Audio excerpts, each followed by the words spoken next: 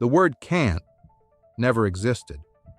And if it truly existed, then God wouldn't exist either. Because Scripture doesn't say some things are possible with God. It says all things. So the moment you accept can't, you're not describing reality. You're declaring separation. Can't only makes sense when power feels absent, when creativity feels gone, when possibility feels closed. But God doesn't operate from limitation, and neither were we designed to. If God created everything from nothing, and then placed that same creative imprint inside of us, then whatever doesn't exist yet isn't proof of impossibility. It's proof of assignment. What we call missing was never meant to stop us.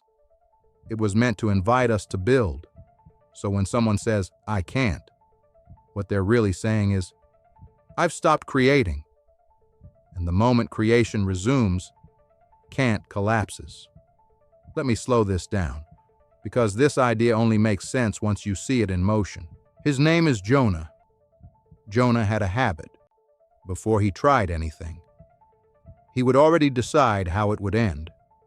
Whenever something stretched him, he would quietly step back. He had a way of lowering his own ceiling before anyone else could raise it. Encouragement made him uncomfortable. Praise felt like it belonged to someone else. He wasn't loud about it. He just expected less. One evening, walking home from work, Jonah cut through a narrow alley to save time. That's where he saw the old man, clothes worn thin, shoes separating at the seams, a blanket folded beside him on the concrete. He was sitting on an overturned crate like it belonged there. The man looked up before Jonah passed. "You look like someone who talks himself out of things." Jonah slowed. He almost kept walking. Instead, he forced a small smile. "Excuse me?" The old man stood slowly. "What if," he said, "for the next 30 days, whatever you speak with belief will manifest in your life?" Jonah smirked. "That's not how life works." The man didn't argue. "Try it," he said quietly, "but be careful." Jonah shook his head and kept walking. The next morning, running late, he muttered, "This day's going to be terrible." Traffic slowed. His boss called him in. A small mistake turned into something bigger than it should have been. By lunch, he remembered the alley. Coincidence, he told himself. Over the next week, he began noticing something unsettling. When he said, "I'm probably going to mess this up," he did. When he told a friend, "This relationship won't last," distance crept in. Conversations shortened. The ending he predicted began forming. When he sighed, "Money never stays with me." His finances tightened right on schedule. The outcomes he named were the ones unfolding. Then one afternoon, standing alone after almost turning down another opportunity, he caught himself. The familiar words were forming. He stopped. For the first time, he became conscious of what he was about to say. Instead of defaulting to doubt, he paused. "My finances are going to improve." The sentence felt heavy, but he kept going. "I'm going to own a home. I'm going to drive the car I want. I'm going to meet someone who truly loves me."